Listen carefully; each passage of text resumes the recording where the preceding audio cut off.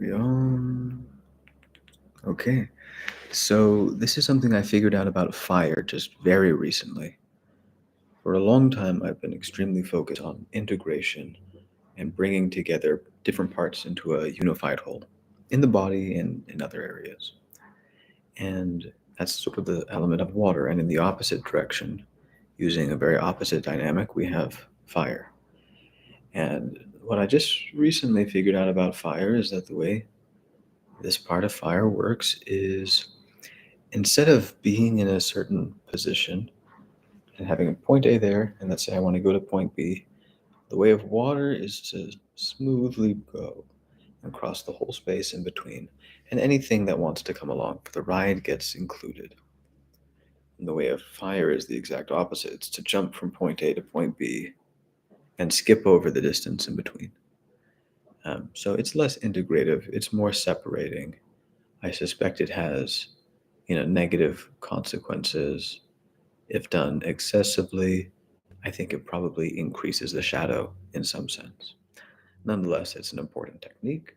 It's been feeling really good to use it, and I'm going to be demonstrating it. And in some ways, I'm demonstrating it right now because instead of trying to start with wherever my voice is and then move smoothly in toward another place, what I'm focusing on instead is to just it's sort of like casting a thread to hit a target, or casting a net almost to hit a target. And instead of like the net landing and then like smoothly going back and forth with the same sort of um, employed grip, let's suppose, instead you send it and then you wipe the whole slate clean and you send it again and you iterate on that. So it's just very fast, like dunk, dunk, dunk, dunk, dunk, dunk, dunk. And so you don't worry about like being a little bit off target and then adjusting. You're just like starting over, starting over, starting over, starting over. This is the way of fire.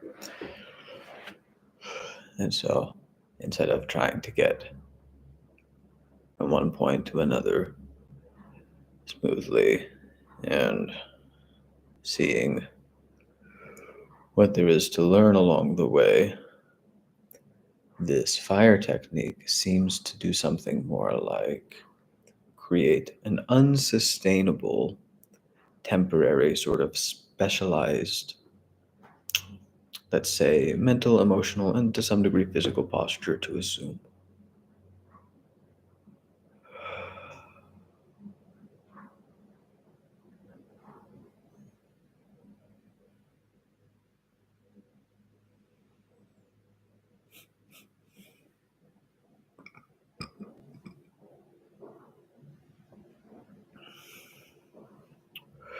And so presumably this is a shape that would like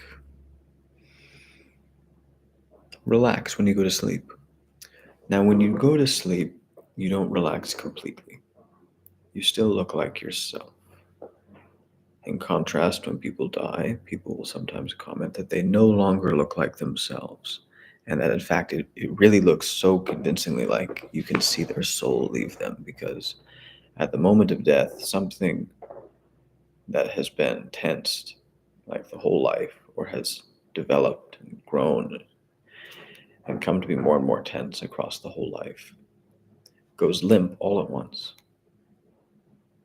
And from the exact same body, from the same tissues, with all the same structural things, without this tension in place, the appearance changes so dramatically that people don't even look like themselves anymore. And so, if we're saying that there's like complete relaxation of everything, which really only happens at the time of death, then we have sleep relaxation, which is, we call it relaxed, but it doesn't actually relax the stuff down here that's even deeper. But when we come out of sleep, we activate things. And I think I always assumed that sort of thing happens subconsciously. Of course it does. You don't have to think about it. But at the same time, as I start to familiarize myself with the technique, or the like underlying dynamic that sort of defines what fire is, makes it what it is. As I do that, I find that I can. It's sort of like I can go where if I did all of the water integration stuff, it would be much slower. But when I got through with it, it would be somewhat permanent. On the other hand, what I'm doing here is like an extra layer of activation, not even being awake, but having your subconscious system be more active. Using the conscious system with certain techniques and becoming more awake and shaped to the necessity of the task at hand than your normal waking state relative to that. And, presumably that then relaxes when you go to sleep. So that's wiped clean.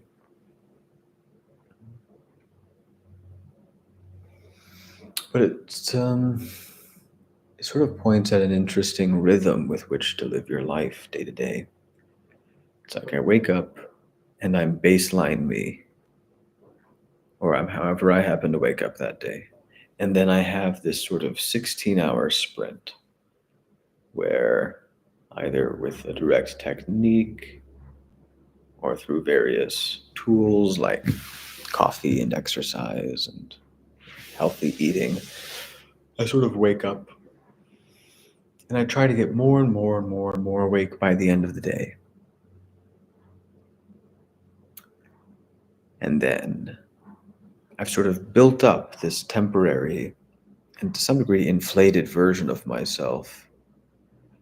And when I go to sleep, it goes away. And I wake up the next morning with the old baseline as usual. And, today it's a very different day. I have different tasks to do. Let's say it's not even a work day. So yesterday I did the work day shape. Today I'm still wanting to wake up. I'm wanting that sprint into more vivid consciousness of life, of my day. And, at the same time, I recognize that it's temporary and that I can bring back some of it with me if I process it in sleep and to become somewhat permanent in the healing or the growth of the body. But, not all of it. And so it's almost like living the day so specialized to the needs of the day that it's almost like a real confronting death to go to sleep at night. But of course, you can't help but learn to get over that. So instead, it becomes a sort of qualmless confrontation with the prospect of death. This is a meditative technique from, I think, the Buddhist traditions, which is to go to sleep as though it were your last night and you were accepting going into death. Well, that hits harder if you try to go deeper and deeper into life during the daytime.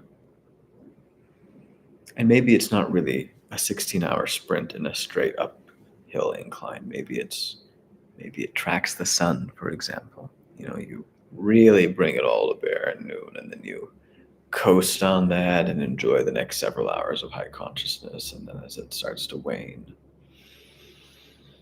you get closer and closer to sleep. So instead of going straight from noonday to like pitch black sleep, it's obviously a more gradual process. So the consciousness starts to wind down and you drift off into sleep, and not deep sleep at first.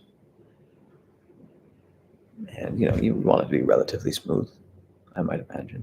And again, you could even use the literal sun and the moon, probably.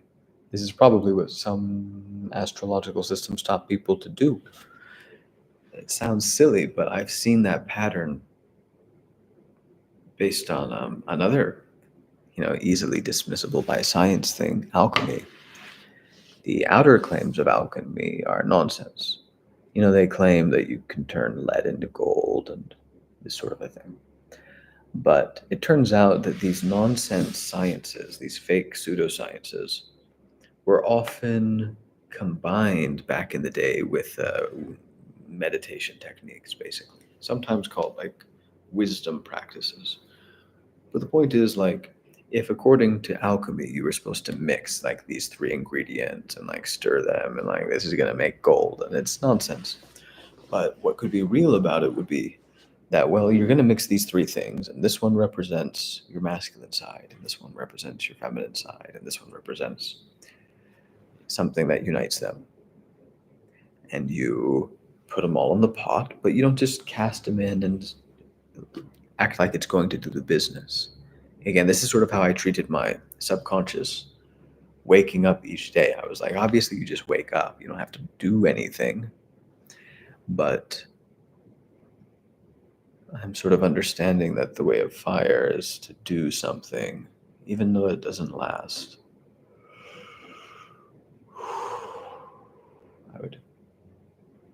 I've come to really enjoy looking at things through the lens of the four elements of earth, water, fire, and air.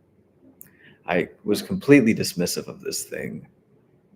My intellectual training came from the rationalists, who were like the most postmodern of postmoderns, the like most extremely skeptical in the intellectual, although they gave themselves permission via intellectual argument to really dream freely when it came to what kind of values they would like to see if they got to make their own heaven. Like they just based on the moral like analysis, the philosophy, how they argued about where morality came from and what did it mean, really. The end results of those arguments were, hey, your values are what your values are. And if you just value something that other people might think is dark, another one man's dark is another man's light. Simple as that.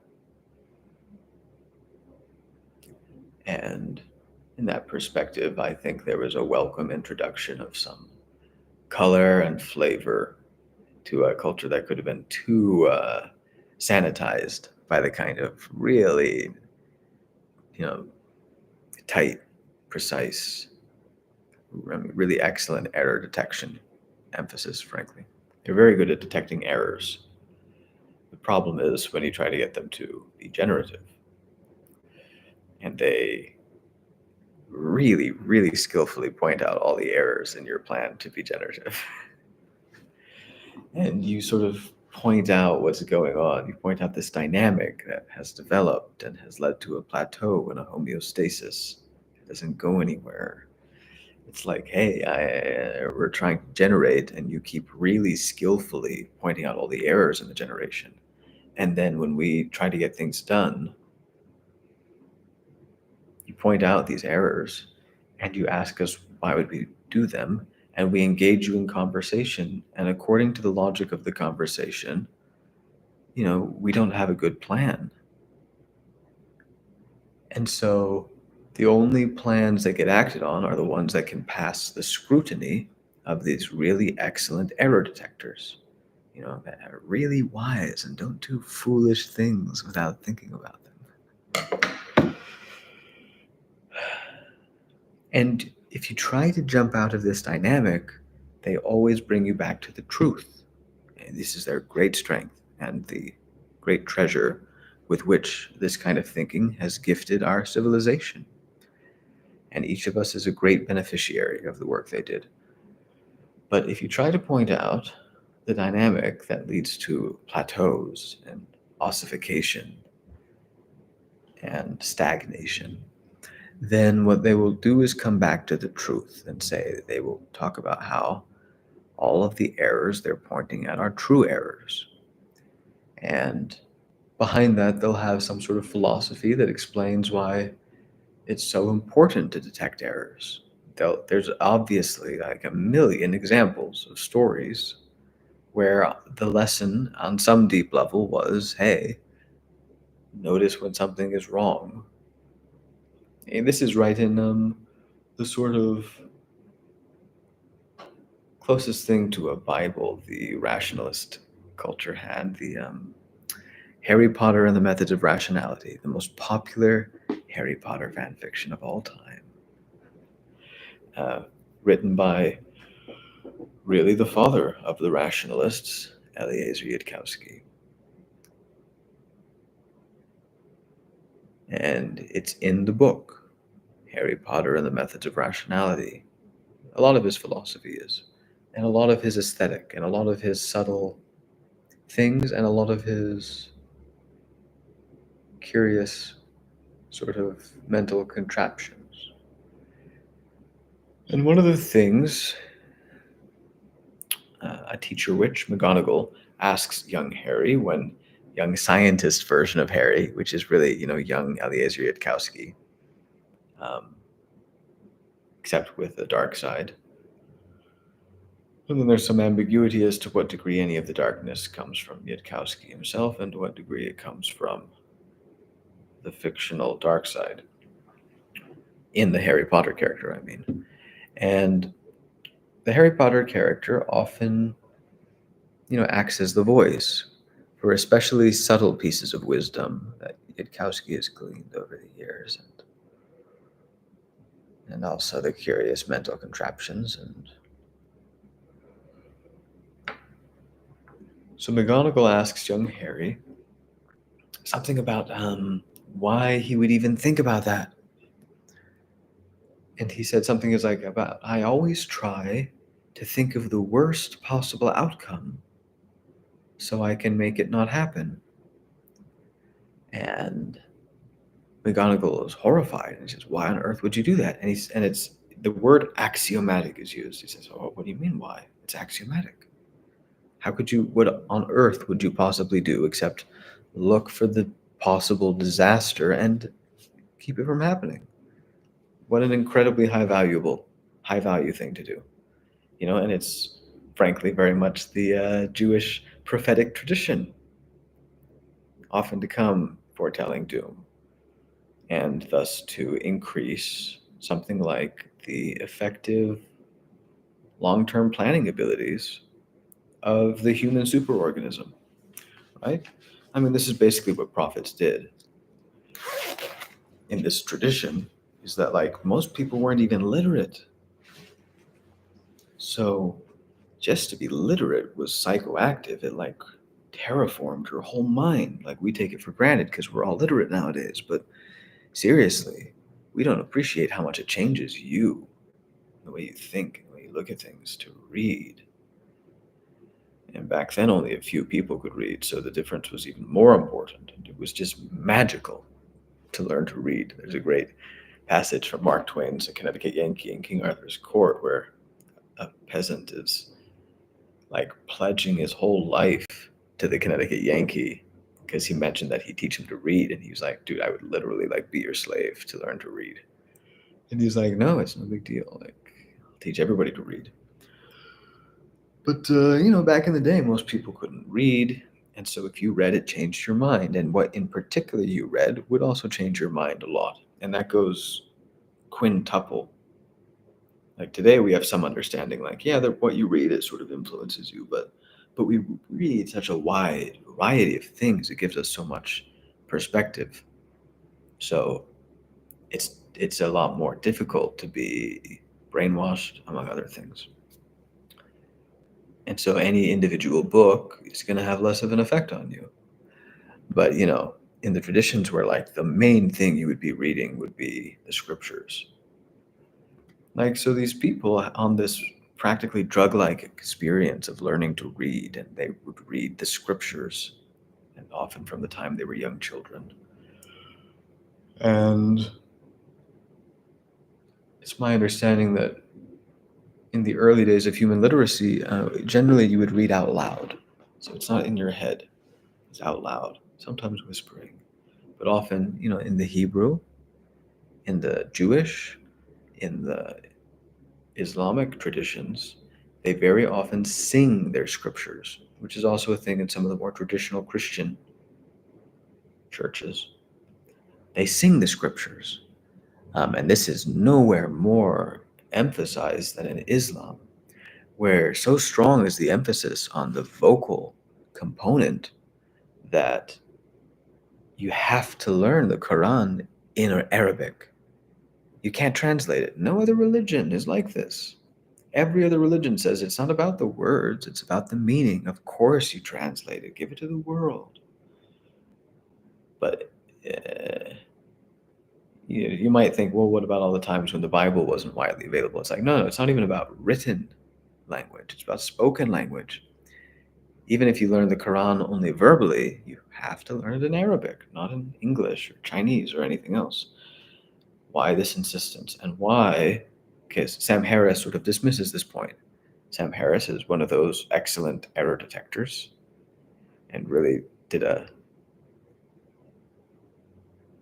hilarious and insightful comparison between some of Peterson's stuff and like a highfalutin spiritual analysis applied to a cookbook. And what Sam Harris points out is, look, I read the Quran. It's not that great. Yeah, I read it in English. Okay, fine. I'll grant that maybe the Arabic is beautiful more than I realize. Whatever, it doesn't matter. And the Muslims are like, no, it matters. It's like, how could it possibly matter? It doesn't matter if it's more beautiful or not. That's no proof of it coming from God or not. And that's a divorce he makes, a complete divorce between beauty and truth. And the Muslims are like, no. Like, if you understood Arabic, if you could speak it, especially if you grew up with it, and you speak the Quran, you don't just read it with your eyes. No, you speak it, and you speak it together, and you put your whole body into prayer. And I recently met a Sufi, or a practitioner under the Sufi Muslim system, who explained about bringing the attention to the heart and believing that the heart was the motive force of the body, not the brain.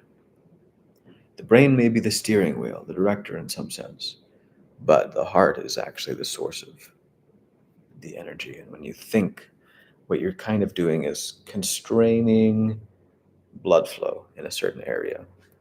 But you can't actually, generate a thought out of nothing but constraint. That only works because it is in the context of the presence of blood flow.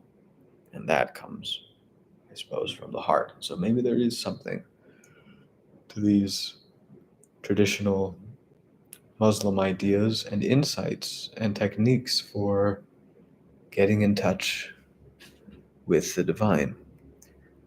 But Sam Harris said, maybe the Arabic's beautiful, but no big deal. It's like, no.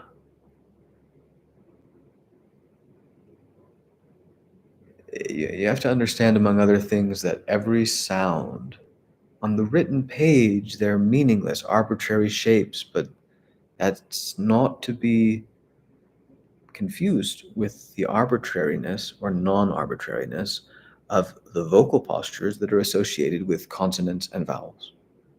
When you make an ol sound, that's a specific shape that the whole vocal apparatus takes. And when your voice is really well integrated, what your vocal apparatus does affects a huge section of your whole body.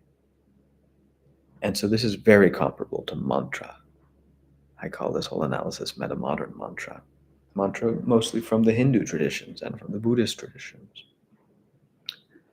But it's the understanding. People think mantras are about the meaning of the word. You're going to say lo or whatever, and that means peace or something. And it's like, no.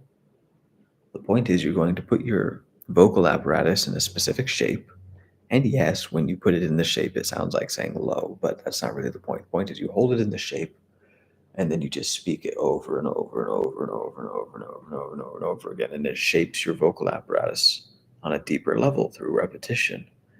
You just move and move and move and move and move and move and move and move and move and move and move and move and move the voice into the mantra. And which mantra you choose is now very significant, isn't it? Because if I were repeating the sound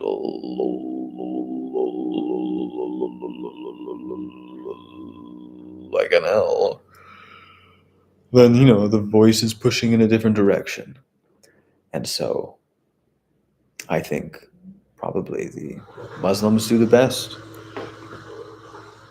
at appreciating how powerful the voice is, and the whole body, and the mind, and the society and putting all the stacks together into these powerful spiritual and religious experiences and unifying a people. Man, I mean, it is really quite a super structure and a super organism, and it's got some strength in it, you know? Yeah, I mean, a lot of especially, middle class, upper class, Western people, and maybe even especially some groups over others. Like they're not ready for a physical tussle, you know?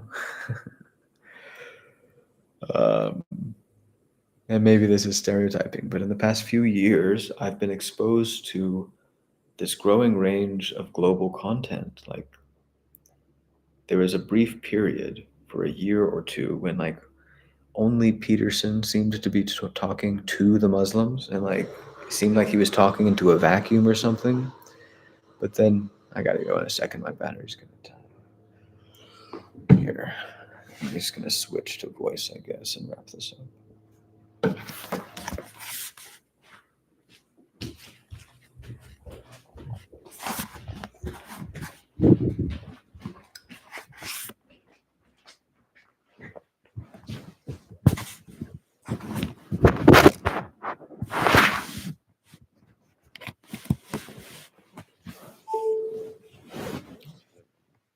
Cool.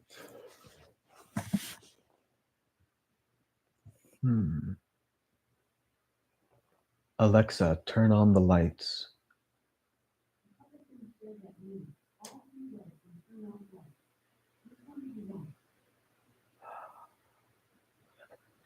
Okay. Um, Alexa, stop.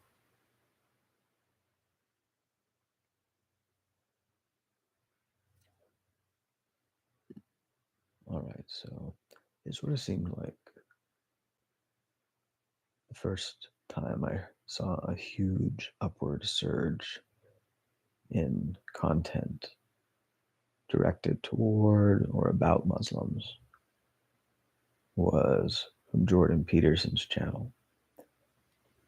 And then within a year or two, I started to see a lot more Muslim content. I've now seen a lot of Muslim Christian debates that are very interesting because the Christian atheist debates sort of seem to put away the debates about the Bible and so forth, like 10, 20 years ago now. And now they're all back again, but we're getting a very different flavor with, instead of atheist Christian debates, they're Christian versus Muslim debates. And they're back, right? They're back in vogue. So I started to see a lot more Muslim content. And a little bit after that, I started to see a lot more content from places like Africa, even. I've seen there's a lot of more Asian and European and South American content. Just, it's really becoming quite global. And I feel like, in a small way, I'm just being delivered, like hand delivered, some little sense of how other places around the world are contributing to the whole internet conversation, or even the whole cultural conversation.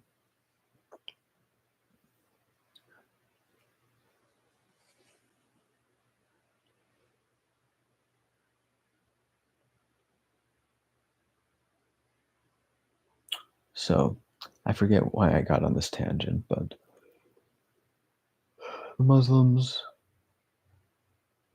the Islamic tradition has got some really great, powerful, effective moves that I feel like you can really, in some sense, you can palpably feel the sort of effect the faith and the associated praxis of the faith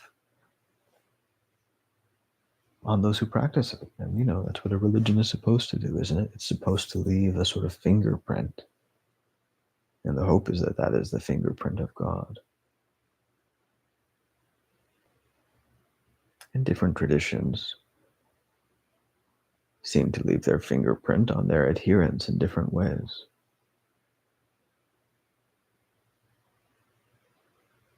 And so, one game is to compare the fingerprints and say, well, who's the best? But in some sense, it seems like none of them are really the fingerprint of God. I mean, here and there, each of these traditions seems to produce something remarkable, and that's something that seems holy. And maybe you could argue, yep, that's what the fingerprint of God would look like on a person who is an adherent of the true faith of God.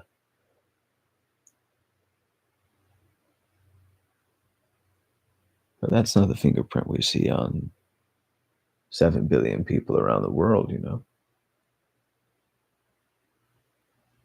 So, what the religions produce are mostly people who bear a certain type of less impressively holy fingerprint version of the religion's impact on them, and a small number of outliers.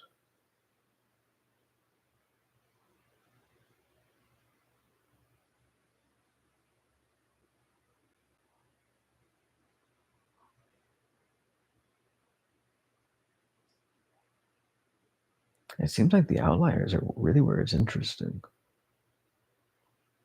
Like science has a tendency,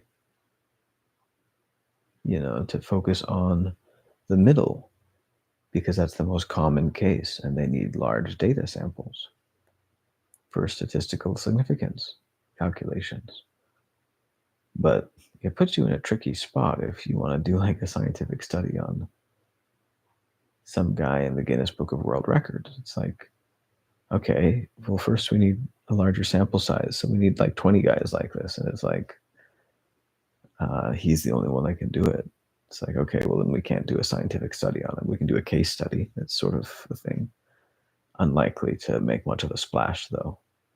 Unlikely to change the paradigm. And it's like, I mean, surely we can use technology and just examine this guy really carefully and try to figure out what he's doing. I'm like think of the guy who could like eat an airplane over several months or something, but he could like eat an airplane. He could eat metal and glass and stuff. Okay, they study him. Maybe they figure out how he does it. And, presumably, you could, with sufficiently advanced technology, maybe even duplicate these things. Like everybody in the Guinness Book of World Records is a pointer at like a higher human potential. All those Shaolin monks, holding spears in their necks and stuff. And the few, sort of holy people that seem to come from each of the religious traditions, these are the outliers. This is a little piece of the shadow of the human dialectic. The whole human conversation has investigated certain things and developed all of our solutions, but it's systematically investigated some things, and other things have been left uninvestigated. Since they've been left uninvestigated, these are often places with lots of low-hanging fruit ready to be plucked as soon as we realize this is a good place to look for fruit. So you just look at what the human dialectic has studied, and then you notice what it's not studying.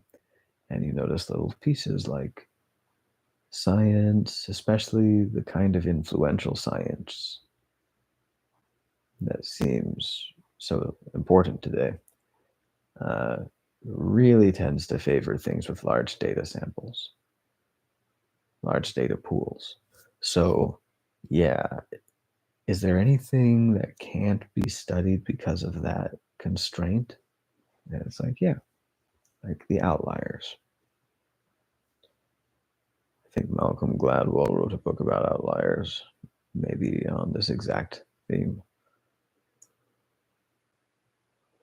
I actually haven't read any of his books, but I understand they're really beautiful and fascinating. People just rave about them.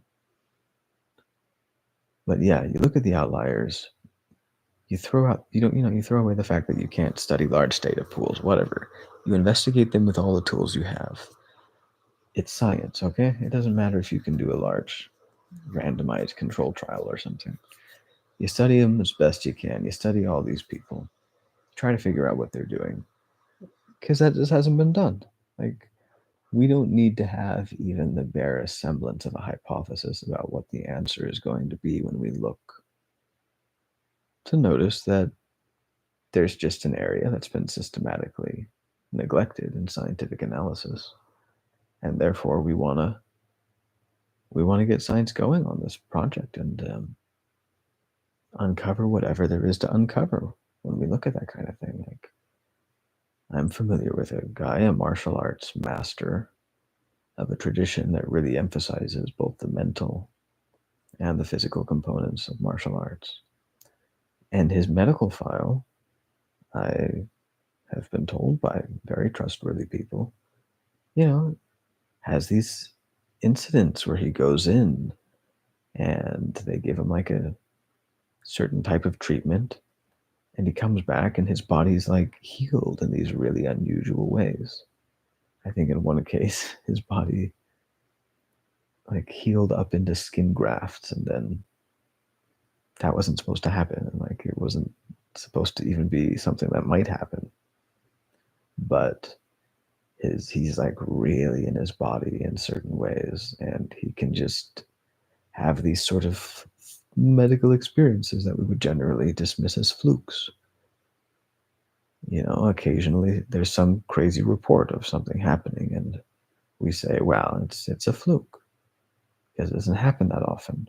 So there's no point in investigating it. And it's like, I'm not so sure about that. Maybe we should investigate it a lot. And there are things like spontaneous remission of cancer. And we're saying we don't know how that happens. But like, I mean, I know they're already studying this, of course. But there's still a little bit of a sense, I think, in which we call that kind of thing a fluke. And I don't think we have any idea yet why some cancer tumors just spontaneously get healed, or however it works. And of course, how many tumors develop and then heal themselves, and you never even knew that they existed. But if you'd known that was cancer and paid attention to it, what would it have felt like for that to change in you like that, to grow in this very different shape and then return back to normal? I mean, if you knew to pay attention there, I would just be fascinated as to what went on. And again, particularly during the healing part, why is it healing? So there are these certain areas that seem to me like they merit a lot more resources devoted to them. So, well, I've had this plugged in for a little bit. It's not going to last that long, but I think I'll go back over to where it's light and maybe do some of the actual fire exercise. So the idea here will be not to like aim at a target, partially miss it, stay with it, and slowly like stay in the area, learn from it, and adjust. Instead, it's going to be aim for the target, miss it, scrap the whole thing, aim, fire again. So aiming and fire, holding the same aim and then firing over and over again. That's really the sort of idea. It's like there's the intention, and then there's like the willful attempt to embody it. And then there's like, don't like hold it and then like do another one and another, and like become really solid. That's a perfectly fine thing to do, but that's not the way of fire instead. Relax and try again and again and again and again.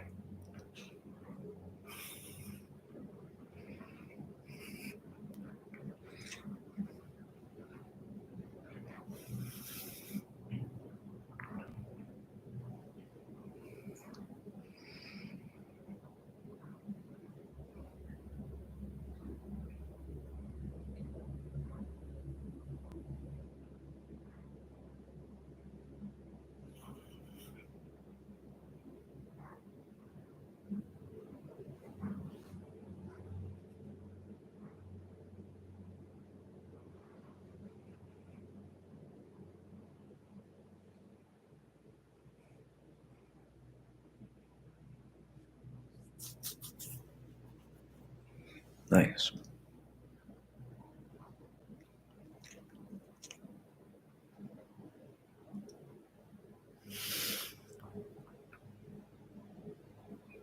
Just started doing the face here.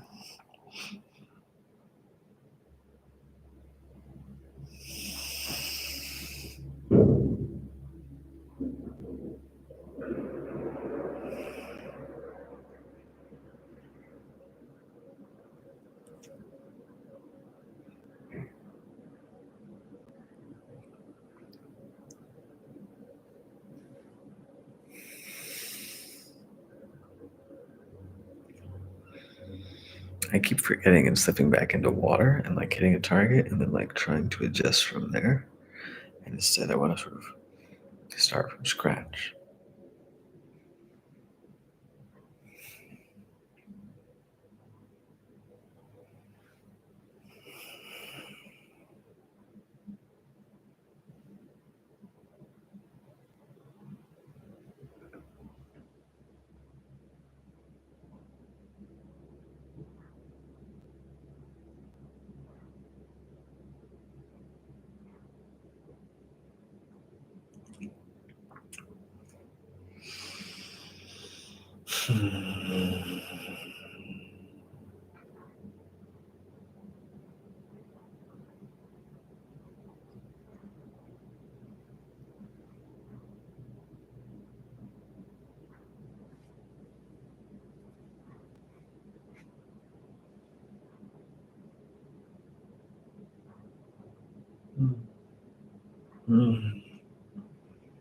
Here.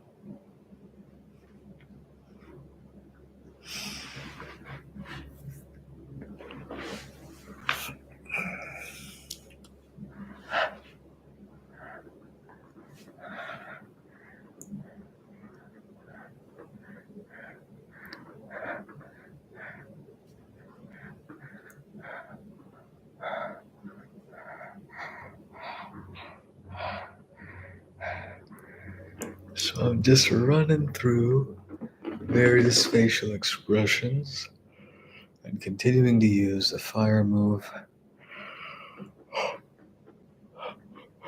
I think I should sync it up with the breath.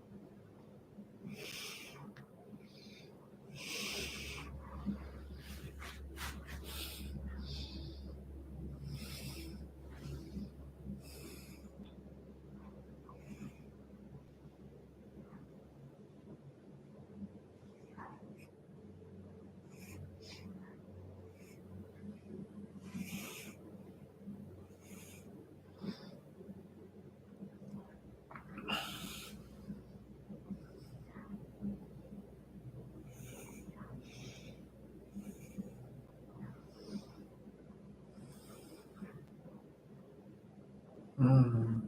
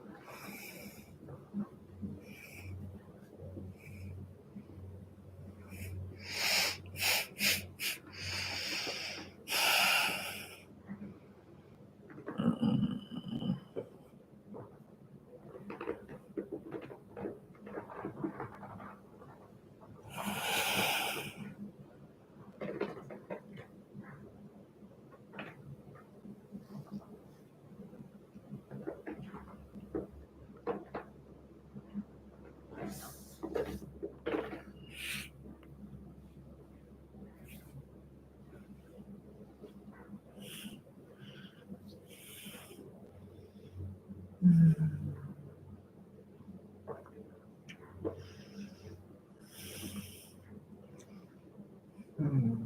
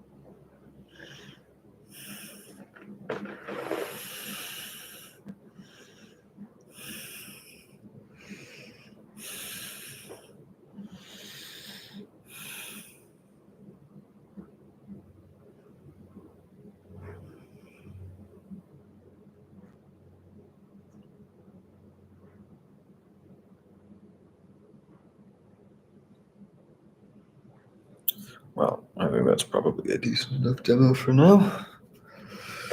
Pretty excited about it, and I think I'll go somewhere where I can be really put the whole body into it. So, fire technique. I'm very excited about it.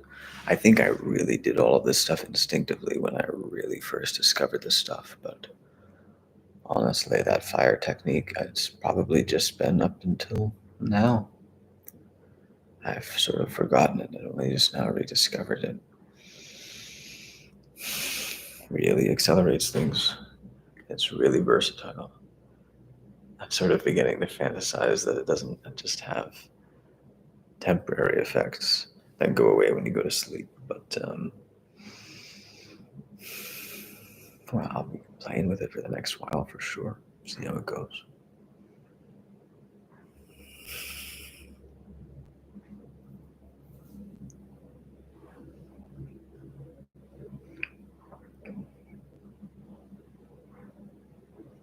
Hmm.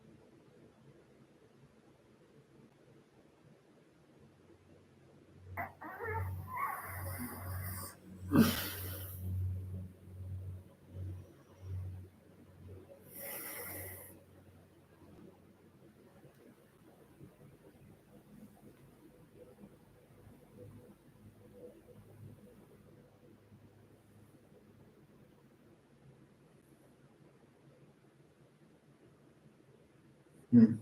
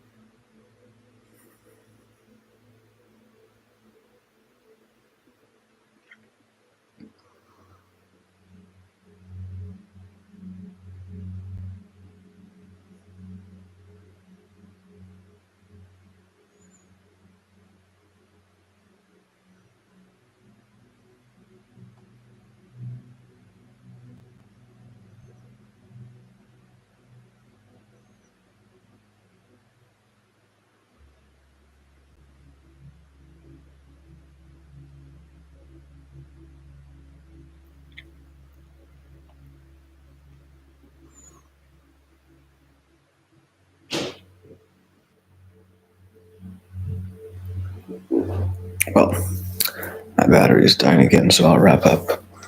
Well, I'll just continue elsewhere. Bye.